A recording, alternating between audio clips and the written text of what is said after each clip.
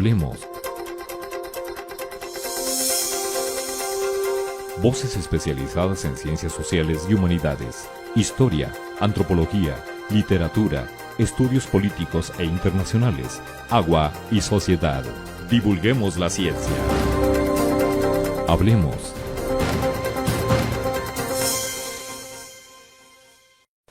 Invocaciones demoníacas, brujas, duendes, nahuales, de estos y otros personajes sobrenaturales vamos a platicar el día de hoy, justo en estos días de Día de Muertos, de los días de Halloween y otros cuestiones que, bueno, pues aparecen cada año por estas fechas. Hemos invitado a dos egresados de la comunidad Colsan que se dedican precisamente desde los estudios literarios a tratar estos temas y que forman parte del grupo de trabajo de Tradición Sobrenatural. Vamos a platicar con ellos, así que acompáñenos. El Grupo de Estudios de la Tradición Sobrenatural del Colegio de San Luis es un espacio académico que centra su interés en el enigma de lo inexplicable, sobre todo en el impacto que todos estos aspectos han tenido en la sociedad.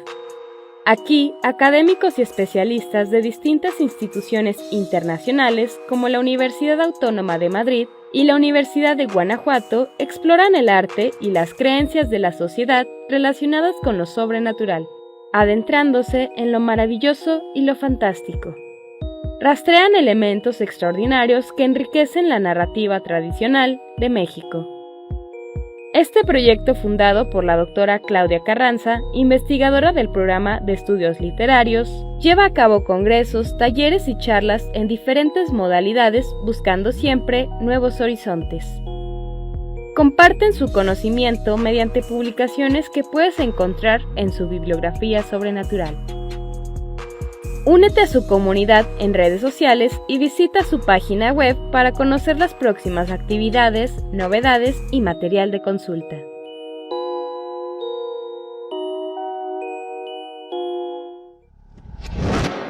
¿Qué tal? ¿Cómo están? Bienvenidos. Nos da mucho gusto que nos estén acompañando en este martes 31 de octubre de 2023.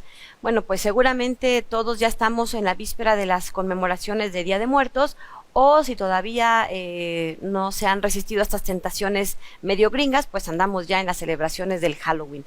Y se ponen de moda los diablos, las brujas, las invocaciones demoníacas, que ahorita vamos a platicar de qué va. Pero bueno, creo que los brujas, diablos y otros demonios, otros monstruos, están muy presentes en toda esa temporada.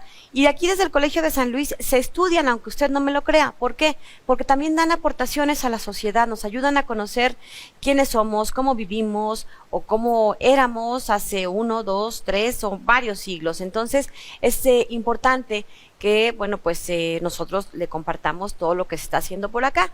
Y justo hemos invitado a dos egresados nuestros porque ellos siguen en esta línea de estudios, en estos aspectos de investigación de diablos, brujas y otros personajes sobrenaturales. Que este proyecto, ustedes saben, lo encabeza la doctora Claudia Carranza, a quien pronto esperamos tener acá con nosotros, y que bueno, pues nos han hecho favor de aceptar la invitación Yair Acevedo y Mayra Castañón. Mayra, gracias por acompañarnos, bienvenida. Gracias por la invitación, Lidia. Gracias. Y Yair Acevedo, hace mucho que no estabas con nosotros, ¿cómo estás? Bienvenido. Estoy muy bien, muchas gracias por la invitación. Bueno, pues vamos a empezar a platicar con ellos porque queremos saber un poco sobre estos personajes sobrenaturales en la literatura de tradición oral. Cuéntanos un poco sobre qué es lo que ustedes se han encontrado a lo largo de su trabajo de investigación. Tú particularmente estás en estos momentos abordando conjuros amorosos, imagínense ustedes nada más, conjuros amorosos, invocaciones demoníacas, amarres y otras creencias propias del siglo XVI. Cuéntanos, ¿qué has encontrado? Sí, muy bien. Pues el siglo XVI y en particular todo el periodo novohispano es un periodo muy singular y muy característico y muy interesante de la historia mexicana, porque es un momento en la historia donde no hay una barrera definitiva entre lo que es posible y lo que es imposible. Digamos que en estos siglos se cree fervientemente en que ciertas entidades sobrenaturales que habitan en los bosques, que habitan en los lugares más desiertos de México, tienen realmente una influencia muy fuerte en la vida de todas las personas, de tal manera que aquellas personas que se sienten un poco, digamos, más desesperadas o más necesitadas de ayuda suelen acudir a estos personajes, a estos seres, en busca de auxilio y en busca de ayuda. Por lo tanto, para traer sus favores, para traer su auxilio, es necesario invocarlos, ya sea a través de palabras mágicas, a través de hechizos, a través de prácticas que de alguna forma garantizan este auxilio y esta ayuda en los momentos de mayor necesidad. Para los habitantes de estos siglos particularmente, el aspecto amoroso va a ser muy importante. Imagínate que una mujer de repente descubre que su marido le es infiel o la quiere abandonar, y es necesario entonces garantizar el amor y la permanencia de ese hombre a su lado en un momento de la historia donde una mujer necesita de un hombre a su lado para hacerse escuchar y para poder subsistir incluso. Entonces se recurre a palabras mágicas, se recurre a una suerte de prácticas donde se involucra la comida, o donde se involucra hacer una especie de ofrenda a ciertos demonios o a ciertas entidades sobrenaturales, pues para que este venga en su ayuda, y de esa forma pues el marido no la deje, por ejemplo. También para hombres particularmente violentos que suelen golpear a sus mujeres, pues también se hacen este tipo de hechizos para que sean más calmados, sean más relajados, y por lo tanto no atenten en contra de ellas, ¿no? Es que imagínense ustedes, ya decía yo que estos estudios de la literatura nos ayudan a entender cómo se vivía, cuáles eran, digamos, sus valores, sus creencias, sus ideas, sus formas de organizarse social, políticamente, económicamente, y justo estos estudios que nos está mencionando Yair es un ejemplo de ello. Es un siglo, el siglo XVI, en donde estamos, ubíquense ustedes en la Nueva España, todos esos vestidos preciosos y sus carruajes y demás, sí, pero además en donde la condición de la mujer estaba en mucha desventaja, y como bien lo dice Yair, necesitaban de un hombre, de esta figura, para tener ciertos derechos, ciertas consideraciones en la sociedad, porque si no, créanme, las mujeres la pasaban muy, muy mal. Hoy dicen, ay, bueno, sí, pero estamos hablando del siglo XVI.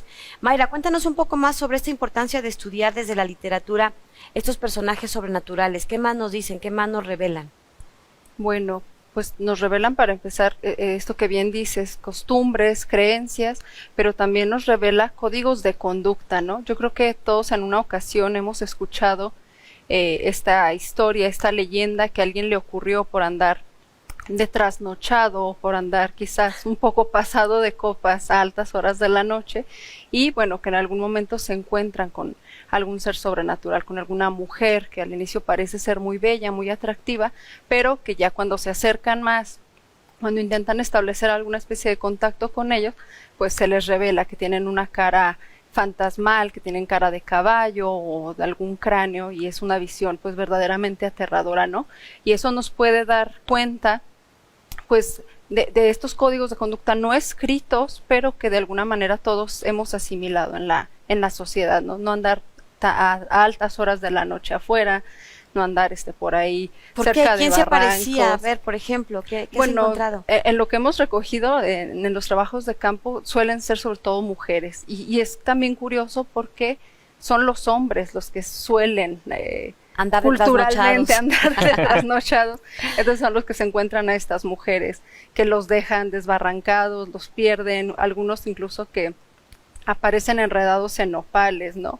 También, por ejemplo, he recogido textos donde se encuentran a niños, no sé, para la persona caminando en algún lugar aislado, solitario, cerca de algún río, y de repente se encuentran a algún niño, ¿no? Pero no deja de ser curioso que esa aparición les da miedo, en lugar de darles pues como ternura o curiosidad, simplemente sienten como terror, así dicen tal cual, sentí como un escalofrío por todo el cuerpo, y significa que era algo malo, ¿no? O animales, por ejemplo, que también se suelen encontrar en las noches, perros negros, gatos, bolas de fuego, y también se asocia inevitablemente con el mal, ¿no? Con un ente maligno, con un ente que nos está advirtiendo que no deberíamos estar ahí a esa hora de la noche. Si usted está viendo este programa a través de Facebook o en nuestro canal de YouTube, en la publicación que hacemos en Facebook, los invitamos para que nos compartan cuál es su experiencia en torno a estos personajes sobrenaturales.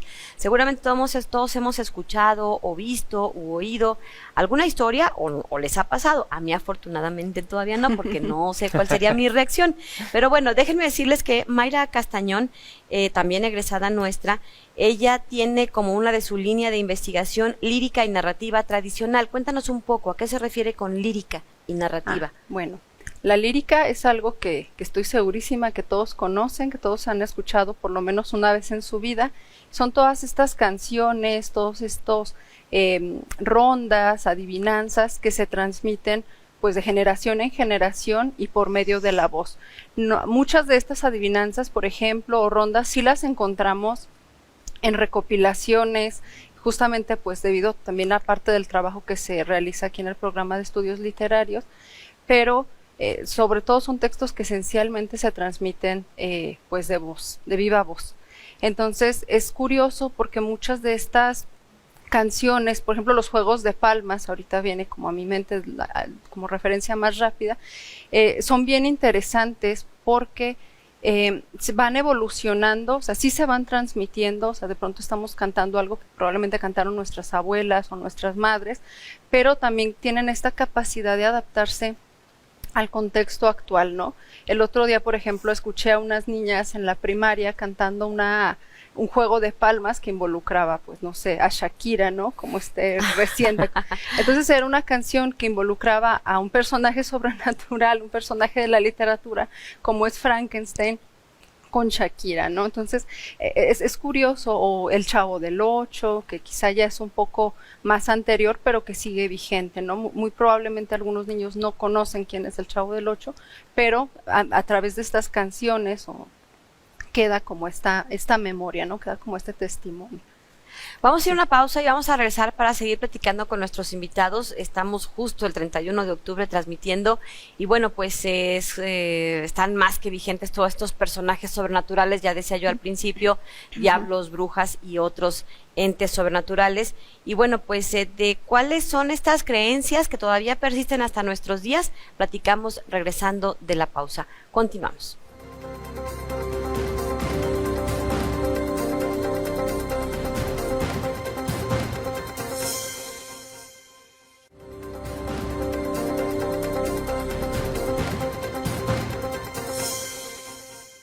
El programa de estudios literarios del Colegio de San Luis tiene, ustedes saben, entre algunos de sus proyectos, de sus más importantes trabajos, estos estudios que recuperan lo sobrenatural, porque han sido parte a lo largo de la historia de, bueno, pues de retratar esos momentos históricos en particular. Y aunque algunos ya, como nos decía Yair, vienen desde la época del México, de la Nueva España, bueno, pues algunos, por increíble que parezca, todavía persisten. Yo pensé que esto se iba a ir un poco, ir quedando en el olvido, pero pues me doy cuenta que no, digo, lo he visto con mis hijos a lo mejor y con mis sobrinas que son más chiquitas y todavía sigue causando pues mucho gusto, mucha afición, sorpresa, no sé cómo llamarlo, pero bueno, pues hay creencias que todavía persisten hasta nuestros días. Cuéntanos un poco de lo que has encontrado ya ahí de estas creencias de personajes sobrenaturales en la actualidad. Sí, bueno, hay algo muy interesante que ocurre y es que las creencias mágicas, sobre todo vinculadas con aspectos amorosos en la Nueva España, solían ser un poco más heréticas, en el sentido de que en los conjuros amorosos se invocaba a una cantidad enorme de demonios, de seres demoníacos. ¿Qué es heréticas? Significa que van en contra completamente de la creencia católica, ¿no? Del cristianismo por completo. Se involucra a seres demoníacos como Satanás, como Lucifer, como el demonio de la calle, como el demonio del rastro, para pedirles justamente que aboguen o que auxilien a la persona que está en un trance amoroso, ¿no? Por ejemplo, que el hombre no pueda estar con ninguna otra mujer más que ella, o que el hombre ausente tenga en la mente a esta persona y se ve obligado a regresar con ella porque siente mucha angustia y no puede vivir, digamos, plácidamente hasta que no regresa con esta persona. Estas creencias se ven un poco menguadas ya en la actualidad. Por ejemplo, cuando se va a algún mercado donde se venden este tipo de fetiches o de pequeños devocionarios para invocar a alguien, ya no encontramos demonios. encontramos sobre todo santos. Es muy interesante cómo ocurre esto. Este cambio cultural, digamos, ¿no? Exactamente. Y mira que en la Nueva España le tenían miedo a la Inquisición. Exacto, y sin embargo los demonios están muy presentes en el imaginario novohispano. Ahora ya no tanto, sin embargo en la Nueva España también encontramos algunos ejemplos de santos que se invocan con mucha frecuencia para resolver asuntos amorosos. Por ejemplo, San Antonio de Padua, y por ejemplo Santa Marta de Betania. Son dos santos muy importantes en la Nueva España para tratar asuntos amorosos que siguen, por ejemplo, usándose hoy en día. Hoy en San Antonio se pone cabeza, ¿no? Para conseguir novio o algo así. Exactamente. Y esa es una práctica que viene desde entonces. Solo que en aquellos años solía ser un poco más explícita la manera de pedirles las cosas. Incluso, por ejemplo, Santa Marta, que es un personaje bíblico, es un santo canónico, tenía un gemelo malvado, una gemela malvada, digámoslo así, en la Nueva España, que era Marta la Mala o Santa Marta la Mala, la cual tenía un aspecto muy demoníaco y solía conjurarse justamente para, por ejemplo, evitar que el hombre estuviera con otras mujeres, o incluso para dañar al hombre mientras él no regresara con la persona que lo estaba llamando, ¿no? Y son oraciones, son personajes a los que son muy solícitas, sobre todo las mujeres, son sobre todo ellas quienes van a acudir a estos personajes, por lo que ya mencionamos hace un momento, por el estatus, digamos, de indefensión que tienen en este periodo en comparación con el hombre, y la necesidad de contar con alguien que pues vea por ellas y que les asegure su subsistencia, ¿no? Ahorita le vamos a preguntar algunos ejemplos a ver si nos ayuda con claro. invocaciones demoníacas, ¿no? Cuéntanos, Mayra, sobre algunos ejemplos que todavía, ya nos decías alguno, estos de los juegos de las palmas, le llamaste, que son como los juegos de las manos, ¿verdad? ¿Qué creencias o qué pervivencias todavía de estos personajes sobrenaturales has encontrado en la actualidad? Sí, pues sobre todo este tipo de creencias salen como implícitas o salen ahí mientras nos cuentan algunas leyendas. Nosotros vamos y hacemos trabajo de campo a diferentes comunidades. Platicando a gente de la comunidad, el viejito, sí, la señora de la tienda, claro, y le preguntas cantos, adivinanzas, qué recuerda, rondas de su infancia, todo esto. Esto es la recuperación lírica, exacto, ¿verdad? Exacto, sí. Y también en el caso de narrativa llegamos y les preguntamos, pues a veces por algún personaje en concreto, oiga, ¿usted ha escuchado algo sobre La Llorona? O oiga, ¿usted sabe si aquí, por ejemplo, se cuentan historias de brujas? Y ahí, en medio de todas esas narraciones, ya empiezan a salir como estas creencias muy particulares y muy específicas que vemos después que se replican en otros corpus, en otras leyendas recopiladas, no sé, en Michoacán, en Yucatán, en Chihuahua. Y resulta que cierta leyenda o cierta historia sobre una bruja coincide de pronto en elementos como las tijeras, que ponen tijeras, las personas para protegerse de las brujas ponen tijeras abiertas en las puertas o en las ventanas para protegerse de estos seres sobrenaturales, ¿no? O por ejemplo que también ponen un recipiente con agua también en estas entradas para que la bruja se refleje en este recipiente con agua y bueno, se asuste y se vaya, ¿no? Son como estos pequeños rasgos que te comento que se mantienen a lo largo de diferentes tradiciones, ¿no? Por ejemplo, también pues las cerraduras también pues como elementos que atraen la buena suerte, pero que también repelen las malas vibras, ¿no? Ajá, las malas vibras.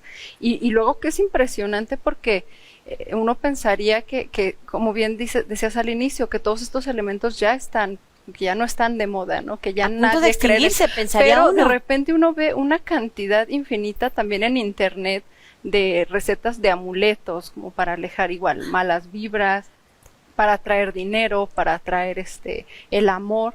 Entonces, eso indica también que existe esta pervivencia, ¿no? Esta creencia en los cuarzos, también hay una reminiscencia de todas estas pues creencias que ya creíamos antiguas, obsoletas y que perviven hasta la actualidad, ¿no? ¿Cómo explicar que hay La Llorona aquí, pero en Michoacán, pero hasta en Sudamérica? ¿Qué nos podría revelar eso de nosotros como sociedad actual o antigua?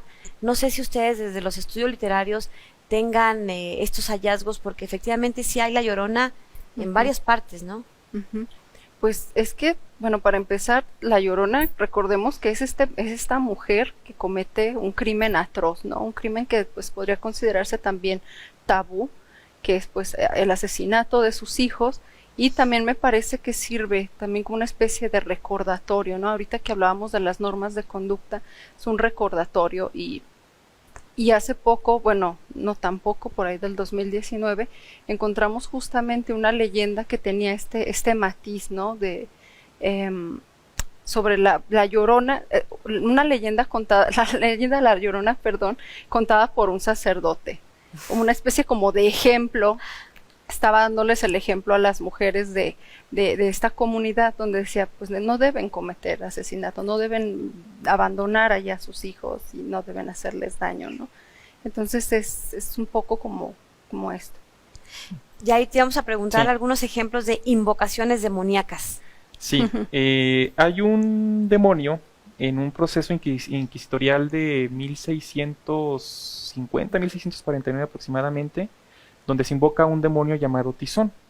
La persona o la mujer que hace esta invocación la hace también para un auxilio amoroso, y en este caso se comenta que tenía que ir a un río ubicado a las afueras de la localidad, es en un lugar de Michoacán este caso, y lo que hacía era que masticaba un pedazo de pan y lo arrojaba al río en señal de ofrenda. De tal manera que, pues supongo, era una manera como de contactar directamente con esta entidad, y en la noche, después de realizar esta práctica, tenía que pararse en la ventana de su casa y decir algunas palabras, ¿no? Se supone que el demonio podía dar una señal de que aquello que estaba solicitando la mujer se iba a cumplir. Si un gato maullaba en el momento en que ella se asomaba a la ventana, un perro ladraba, llamaban a una puerta, tocaban a una puerta, o alguien derramaba agua afuera de su casa. Entonces es una necesidad también de tener una señal de que aquello que se solicita realmente se va a cumplir. De igual manera, en este periodo, sobre todo los hombres que recurrían a la magia o recurrían a un pacto sobrenatural, eran aquellos también en una posición pues bastante desventajosa, no eran mulatos, personas que estaban, digamos, en una condición precaria, quienes solían recurrir a estas entidades sobrenaturales. Y lo más interesante de todo es que recurrían al demonio o a los demonios después de estar seguros de que ya ningún santo o el propio Dios les iba a ayudar en aquel trance que estaban pasando, ¿no? Los tatuajes, por ejemplo, van a ser uno de los medios más eficaces de tener un pacto con el demonio, es traer literalmente al demonio en tu piel. Y entonces se le podía llamar con un nombre propio para que éste viniera en tu auxilio. Los hombres que invocaban solían hacerlo, por ejemplo, para ser buenos jinetes, para tener suerte en los juegos de azar, para poder salir de la cárcel en dado caso de que los metieran ahí, y sobre todo también pues para tener suerte amorosa con las mujeres, ¿no? Entonces, los tatuajes, este tipo de pactos de arrojar algún tipo de alimento masticado también era una forma de entrar en contacto con estas entidades. Con razón mi mamá odiaba los tatuajes, pues estaba asociado este asunto de que eras pacto con el demonio y mi abuela y demás. Bueno, vamos a ir a una pausa y regresamos. Les invitamos para que si están viendo este programa a través de Facebook, o el anuncio ahí de que ya está disponible en YouTube, nos compartan cuáles eran sus historias favoritas o qué les ha pasado o alguna experiencia sobrenatural en este contexto que, bueno, pues en estas fechas se vive, ¿no?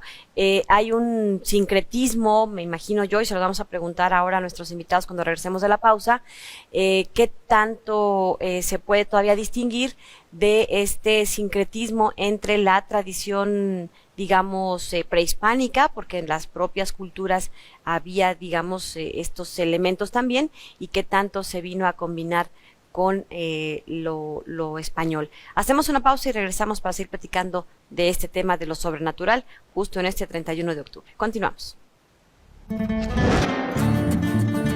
Los impresos populares de Vanegas Arroyo abordaban una amplia variedad de temas que iban desde la cocina, la cría de las aves, la costura y la cura de enfermedades hasta colecciones de oraciones y rezos.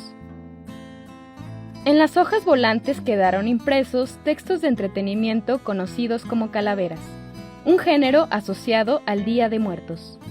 Estas calaveras consistían en versos sencillos con una métrica y rima específicas, cuya función era describir de manera jocosa la muerte de diversos personajes. Este género literario contribuyó a enriquecer el imaginario de la muerte en México durante el siglo XIX. Junto a esto, la presencia de un variado repertorio de personajes provenientes del más allá, incluyendo diablos, se hizo notable en estos impresos. Sin embargo, lo más destacado fue el despliegue iconográfico de calacas, que se volvieron extremadamente populares entre el público y que definieron la identidad de José Guadalupe Posada en la imprenta de Vanegas. Si quieres conocer más de este tema, consulta la página web del Seminario Impresos Populares de Vanegas Arroyo del Colsan.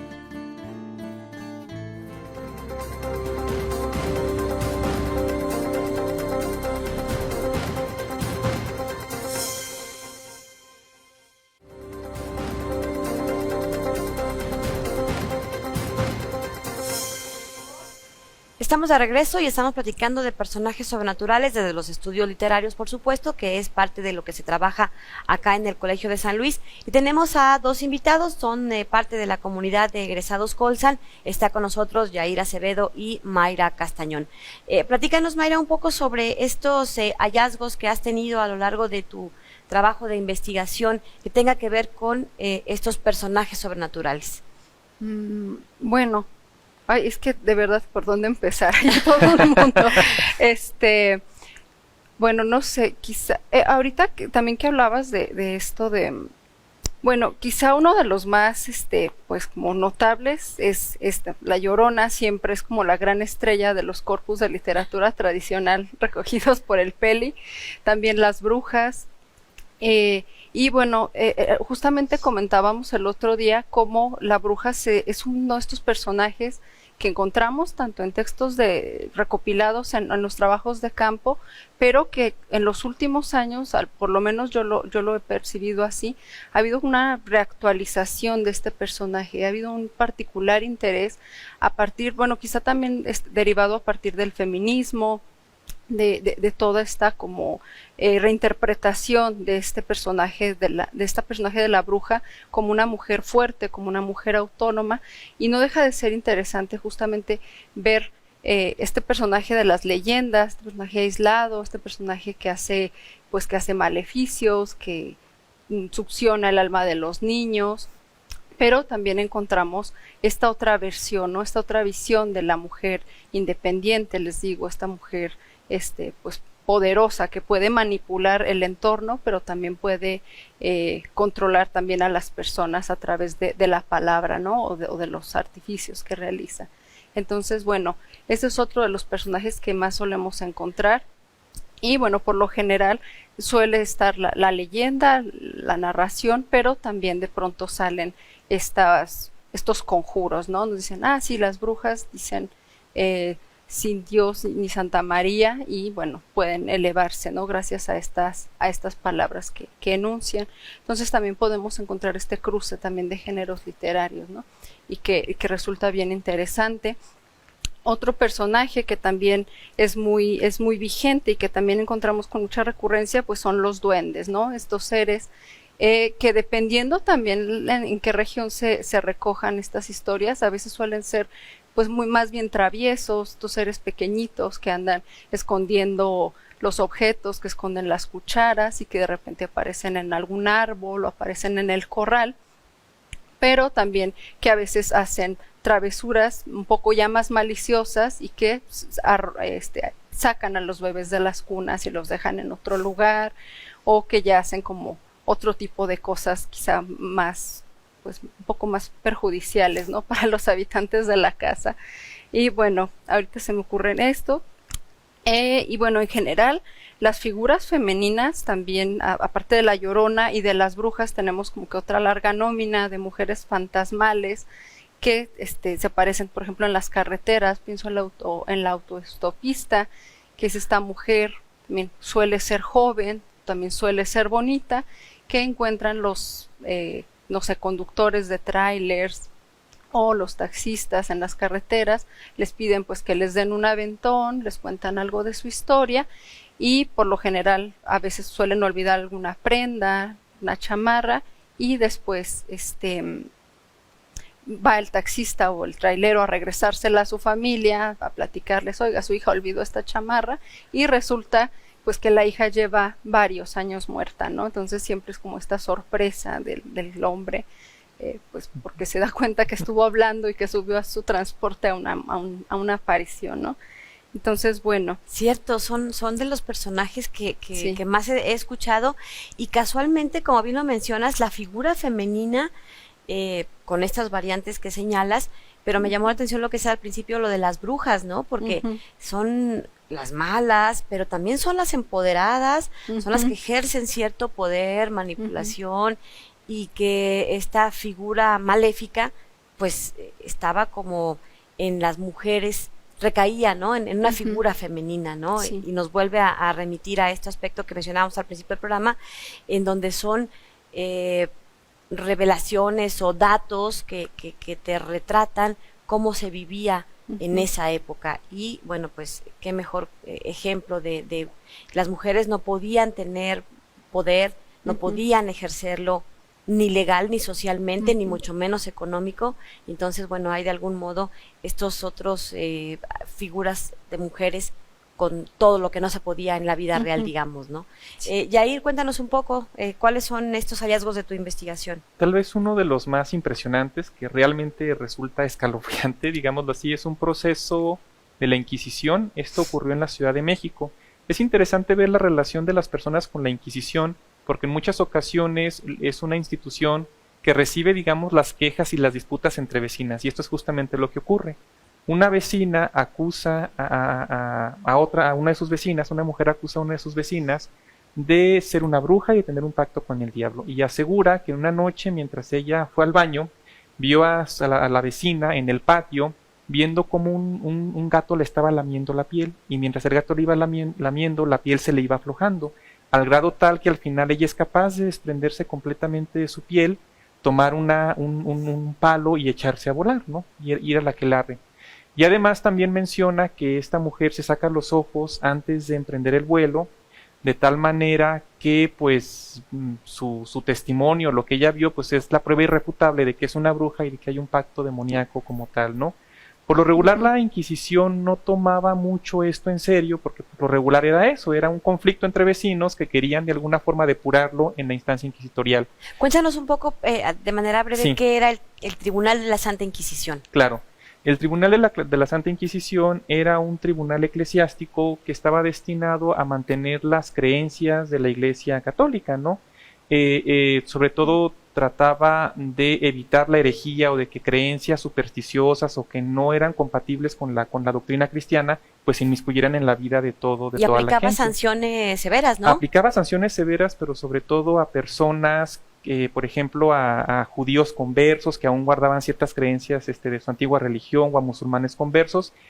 Realmente en cuestiones de supersticiones que tienen que ver con brujería, hechicería o cosas por el estilo, no solían tomárselos tan en serio, y por lo tanto no solían aplicar acciones fuertes o castigos fuertes. Sobre todo lo destinaban cuando una mujer que era hechicera o que se hacía llamar hechicera comenzaba a convocar gente a su alrededor o comenzaba a expandir sus prácticas por una gran parte del pueblo, de las mujeres del pueblo.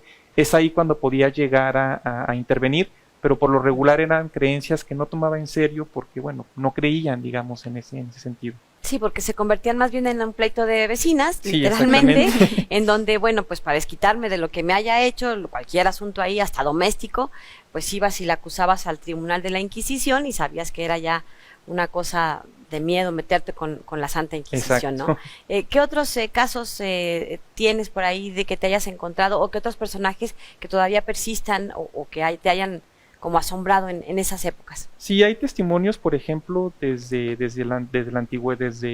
la Inquisición, de personas que fueron acusadas, por ejemplo, de nahuales, ¿no? De tener esta posibilidad de transformarse en un animal, o en este caso de tener una especie de doble animal que actúa, digamos, a voluntad de una persona. Y es un personaje que sigue siendo muy recurrente, sobre todo en la tradición del sur de México. Es un personaje muy recurrente, el nahual. ¿Todavía en nuestros días? Todavía en nuestros días. Hay muchísimas leyendas en Chiapas, en Oaxaca, en varias partes de Michoacán, donde el nahual es un personaje muy importante. Aunque el nahual se ha venido un poco a confundir con la bruja, es un personaje que tiene una raigambre prehispánica, pero que de alguna forma se ha confundido, se ha entremezclado, digamos, con el brujo. de tal manera que en muchas partes ahora te cuentan leyendas de nahuales y no le llaman nahual, le llaman es un brujo, ¿no? Un brujo que tiene la capacidad, por ejemplo, de transformarse en coyote, de transformarse en algún animal para cometer algún tipo de fechorías, que puede ir desde simplemente robarte las gallinas para poder él tener algo con qué subsistir, hasta, no sé, violar mujeres o cosas por el estilo, ¿no? Pero originalmente el nahual no tenía, digamos, esta aura maligna que ha venido a adquirir ahora, justamente por esta mezcla que ha tenido con la figura del brujo, que siempre en la cultura occidental ha sido una figura pues maligna o perjudicial, ¿no? En esos estudios novohispanos que ambos han realizado, bueno, más tú has más bien recogido de la actualidad, ¿verdad? Claro. Si hay elementos para pensar que se sumaban o se fusionaban las creencias de la población de pueblos indígenas prehispánicos, que sumaban obviamente con las creencias cristianas que eran las predominantes en ese momento. Sí, por supuesto, hay un fuerte sincretismo de las creencias venidas de Europa con las creencias locales. Y a eso también hay que añadirle las creencias, por ejemplo, llegadas de los africanos que llegaron a las costas de la Nueva España, ¿no? Aunque esta mezcla o este sincretismo se logra sobre todo en las regiones donde hay mayor presencia indígena. De ahí que, por ejemplo, estén tan vivas aún hoy en día en el sur del país, mientras que en el norte pues escasea un poco más por la gran muerte, por la gran mortandad que hubo de indígenas locales en esta parte del país, ¿no? Es que imagínense ustedes el contexto en esas épocas en donde, pues, por eso nos decía Yair hace un momento, ¿no? Los que más recurrían a estos amarres o a estas invocaciones demoníacas, pues tenían que ver con la gente más desprotegida, porque pues no les quedaba ya Exacto. ni para dónde hacerse, ¿no? Ni por los tribunales, ni eclesiásticos, ni civiles. Era una condición ya bastante desesperada y que, bueno, creo que persiste hasta nuestros días. La gente que está en las condiciones más precarias, más desesperadas, todavía sigue recurriendo a algunos de estos aspectos sobrenaturales. Hacemos una pausa y regresamos para cerrar el programa, nuestro último bloque con estos invitados, hablando de temas sobrenaturales.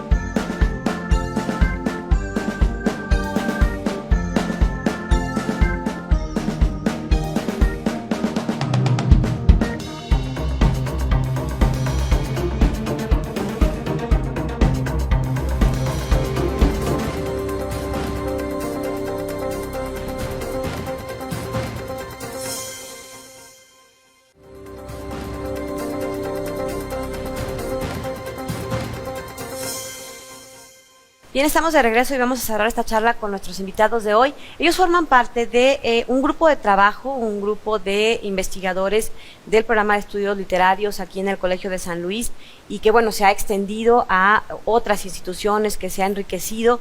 Y es este grupo de trabajo de tradición sobrenatural desde los estudios literarios.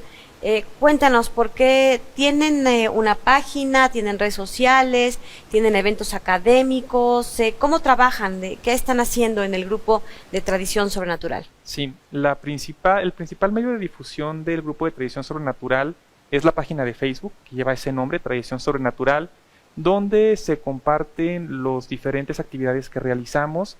También es una página que sirve como biblioteca porque todas las actividades, todas las conferencias, las charlas que se llevan a cabo se quedan guardadas en la página, entonces pueden acudir a ella para ver lo que ustedes gusten. Asimismo se ha vuelto un canal de difusión de excelentes memes que tienen que ver con la tradición sobrenatural. Constantemente estamos subiendo contenido al respecto. De igual forma, en esta página pueden ver los programas, pueden ver todas las actividades que realizamos. Por ejemplo, ahí pueden encontrar los videos de los congresos de diablos, brujas y otros entes sobrenaturales y fantásticos de la literatura tradicional, que es probablemente el principal escaparate donde se muestra el trabajo que realizamos, ¿no? De igual forma, derivado de este congreso, donde también le hacemos mucha promoción en la página, son los libros que han resultado de estos congresos, ¿no? El más reciente es Rutas de lo Sobrenatural en la Tradición Oral de México e Hispanoamérica. Es un libro donde tenemos una publicación en coautoría, tanto Mayra como yo, que se llama Señor mío Lucifer, en tus manos me ofrezco y me encomiendo. Es un ensayo, es un artículo donde abordamos la relación entre el diablo y los libros en un proceso incoado por la Inquisición novohispana. Y bueno, forma parte de este libro. A ver, cuéntanos de ese artículo, ¿qué podemos encontrar ahí?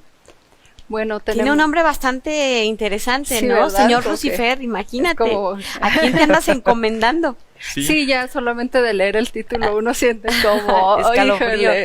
Sí, cuando leímos deriva este artículo de una ponencia que presentamos justamente en este congreso, y debo reconocer que cuando lo leímos, sí, yo sentía como ñáñaras, ¿no? Uno siente como miedo de, híjoles, ¿en qué cosas me ando metiendo? ¿Y qué plasmaron, ¿no?, ahí?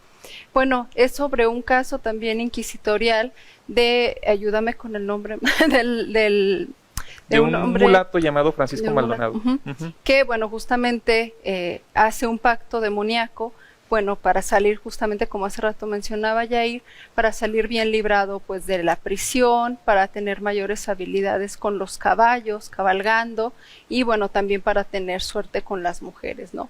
Entonces es un caso bien interesante porque, bueno, se observa como todo el tratamiento del caso, y también pues podemos encontrar pistas también sobre este modo de vida de este mulato, y bueno, sobre lo que deseaba obtener, ¿no? Haciendo este pacto demoníaco. Y además que no deja de ser interesante que pensar en que alguien se atreva a hacer un pacto demoníaco, porque la gente sabía, o la gente tenía miedo también de hacer estos pactos. No era nada más que se les ocurriera como la primera alternativa, sino que ante tanta desesperación por sobrevivir, pues acudieran a esto, ¿no? A entregar su alma, ¿no? Pensaba también en estos casos de los músicos. Hace rato se me olvidó mencionarlo, estos músicos que descienden al infierno a tocar porque pues ante una carencia de trabajo dicen, pues aunque me invitan a tocar en el infierno, yo ahí voy, ¿no? Entonces es esto, tengo que tocar para quien sea, tengo que trabajar o tengo que venderle mi alma a quien sea con tal de obtener algún bienestar. Y es que es esta fascinación que todavía persiste a nuestros días de estos temas sobrenaturales, porque van del inframundo a lo celestial. Es una mezcla ahí que, como bien decía Yair, ¿no? Hace algunos siglos, pues este asunto tenía que ver más con los demonios, pero de manera más reciente, pues ya con los altares. Y justo hay un libro, ¿no?, que nos ibas a platicar, que tiene que ver con este trabajo que se hace desde el Grupo de Tradición Sobrenatural, y que, bueno, pues se ha tenido ya varios resultados, y que entre esos son varias publicaciones que usted puede encontrar en el Fondo Editorial del Colegio de San Luis, y que acá está este otro, que, ¿cómo se llama, perdón? Se llama Del inframundo al ámbito celestial, entidades sobrenaturales de la literatura tradicional hispanoamericana, coordinado por Claudia Carranza Vera y Claudia Rocha Valverde, también investigadoras de aquí del Colegio de San Luis.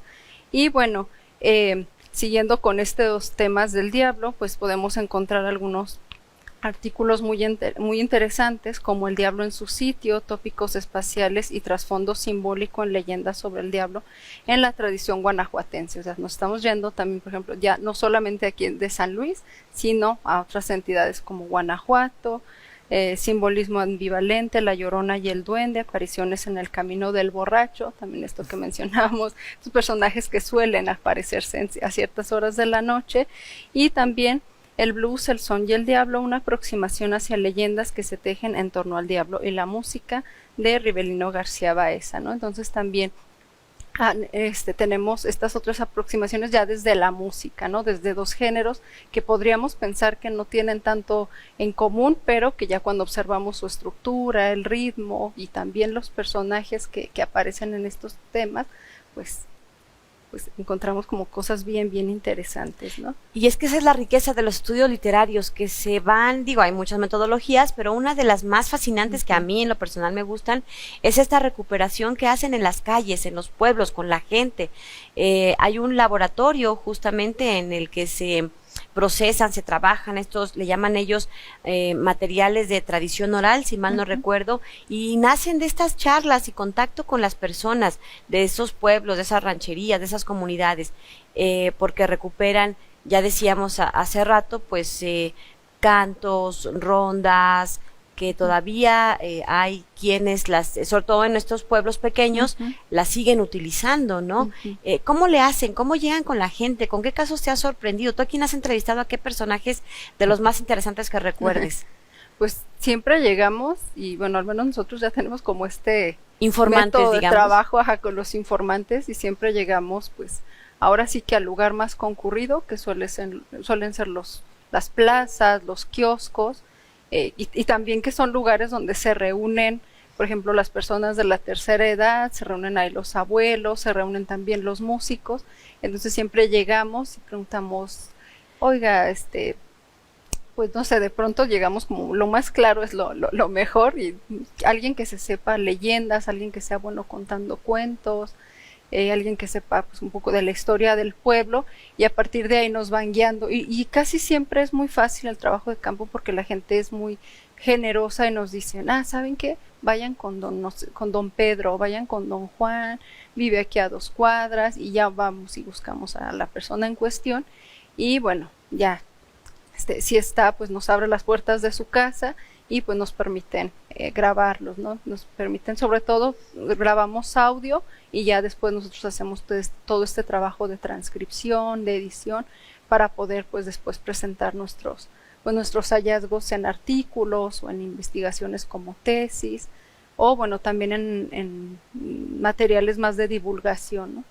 Es un poco un trabajo de arqueología, ¿no? De ir recuperando algunos vestigios que van después ya procesando desde la ciencia de los estudios literarios, desde esta disciplina, y que nos van permitiendo a nosotros conocer cómo se vivía, cómo se cantaba, qué se creía, qué se sancionaba, qué se castigaba, qué no se veía bien, qué sí se veía bien, y cómo le hacían, ¿no? En torno a esto de los personajes sobrenaturales.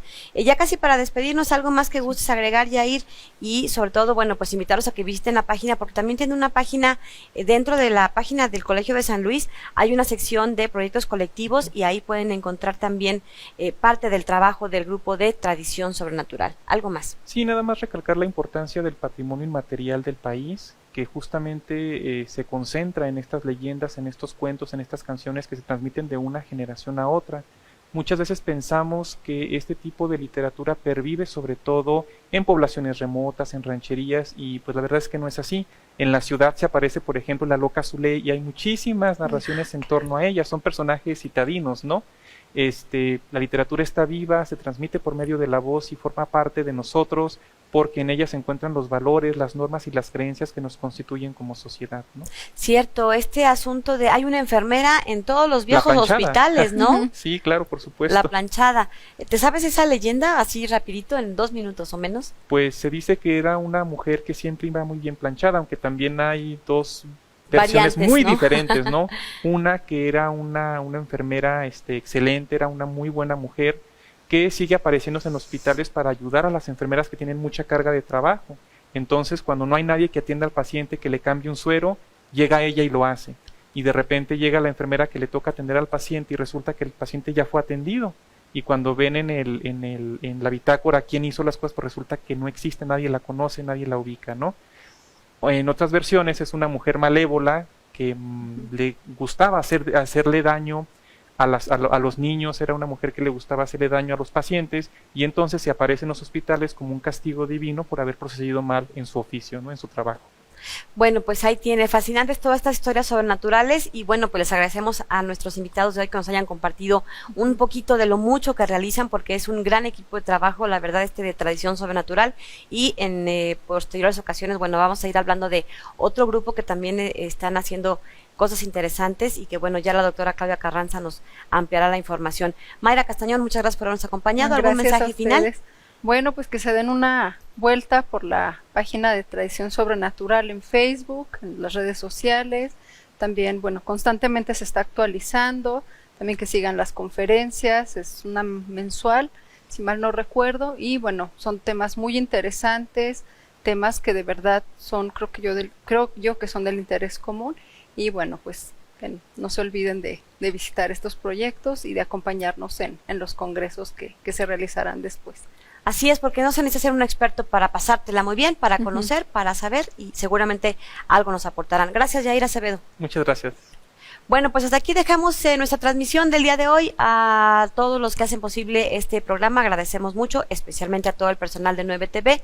Y bueno, pues lo recibiremos acá en el Colegio de San Luis en una próxima emisión. Ya sabe, todos los martes a las 7 aquí estamos estrenando. Mañana miércoles ya está disponible en nuestro canal de YouTube. Gracias, pásela bien, soy Lidia Huache. Hasta la próxima. El Colegio de San Luis te invita a los eventos y actividades que se llevarán a cabo durante los próximos días. La Cátedra Manuel Calvillo continúa con la segunda parte del curso Origen y Desarrollo de la Novela en México, el 30 y 31 de octubre y el 1 y 3 de noviembre, de 9 a 14 horas en el aula magna del Colsan. También se llevará a cabo la conferencia Literatura, Litografía e Identidad, el 3 de noviembre en el Museo Francisco Cosío. Casa Colsan Xilitla Ixba invita al evento La Huasteca Potosina y el regreso de sus muertos, el 2 y 3 de noviembre, donde se llevarán a cabo distintas actividades en múltiples locaciones de la Huasteca. Consulta el programa completo en nuestras redes sociales. Se realizará la siguiente sesión del Seminario Permanente de Investigación de Asuntos Legislativos, el 8 de noviembre a las 17 horas en la Sala de Seminarios 3 del Colsan. Se llevará a cabo la presentación editorial La Revolución no será tuiteada, del autor Israel Navarro, el 10 de noviembre a las 18 horas en la Sala Miguel Caldera.